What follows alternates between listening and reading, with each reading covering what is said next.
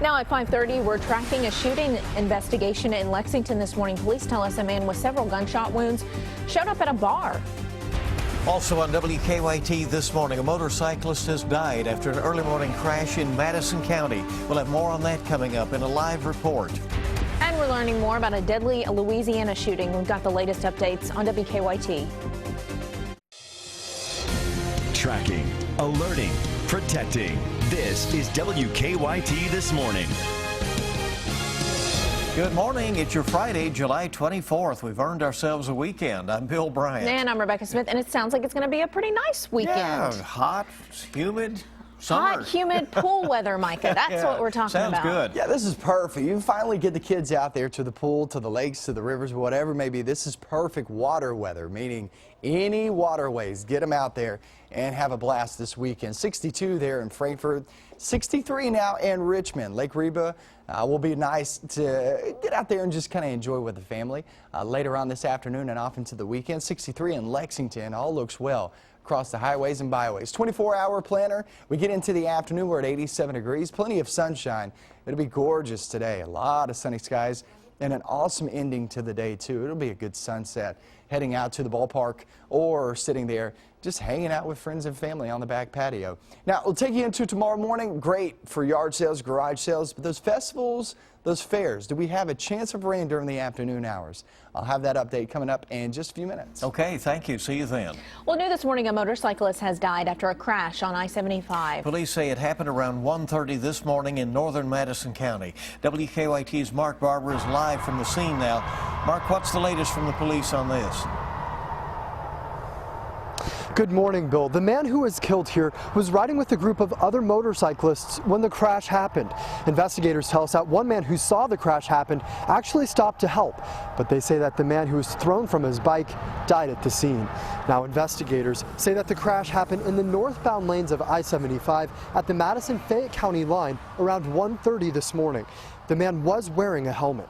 The coroner tells us they will not release his name until they have told his family what happened. According to state police, the man was thrown from his bike and killed after he didn't make a curve.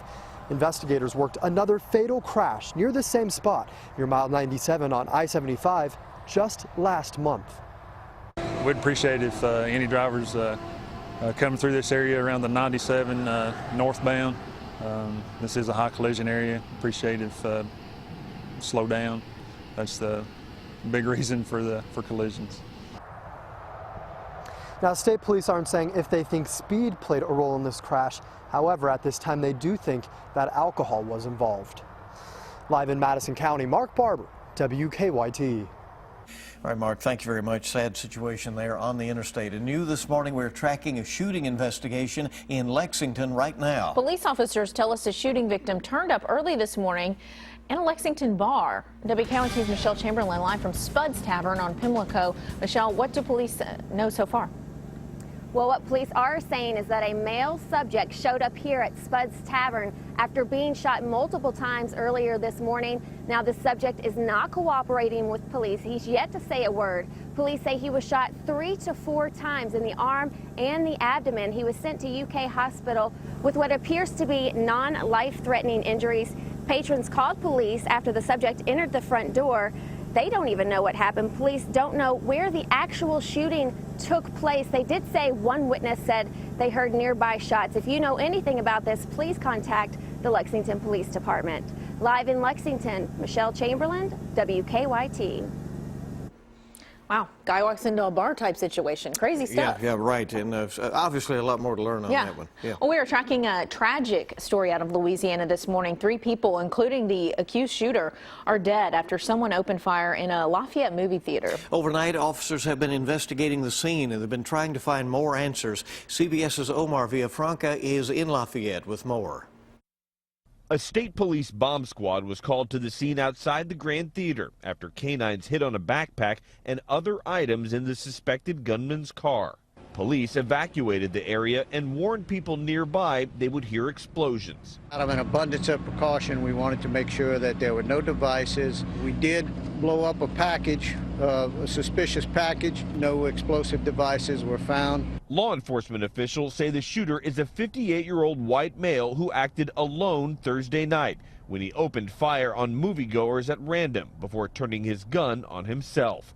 This young man was inside at the time. He's just standing up, just shooting at the whole crowd for who knows what. Louisiana Governor Bobby Jindal visited some of the injured at a local hospital. Among them, 2 wounded teachers he says are heroes. Despite being injured, the second teacher was able to pull a fire alarm and help to save other lives. Officials say about 100 people were there to see the Amy Schumer comedy Trainwreck.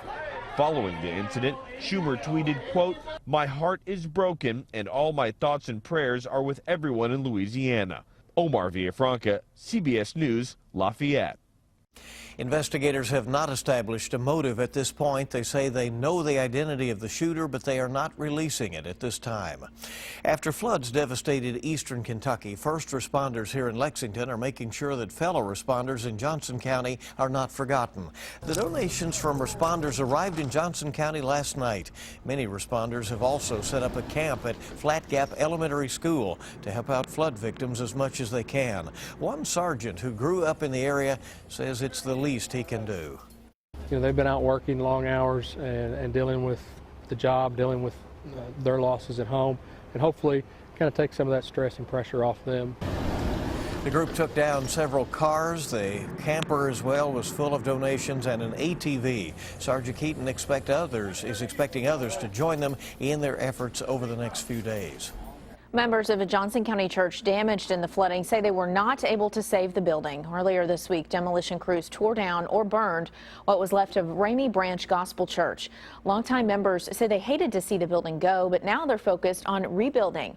Last weekend, the church held services outdoors. For now, members say they will worship with another church until they have a new building.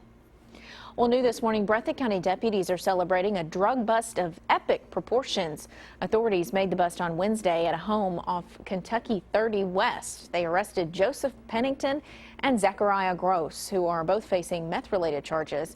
Police say the bust is the biggest they've seen in years. They found thousands of dollars worth of meth, marijuana, pills, and other things. Safe had boxes full of money wadded up, you know, $100 bill, $50 bill.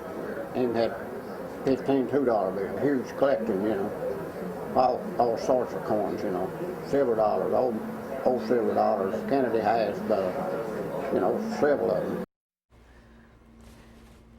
Police say it took them 9 hours to wrap up the bust. Pennington and Gross are both in the Three Forks Regional Jail.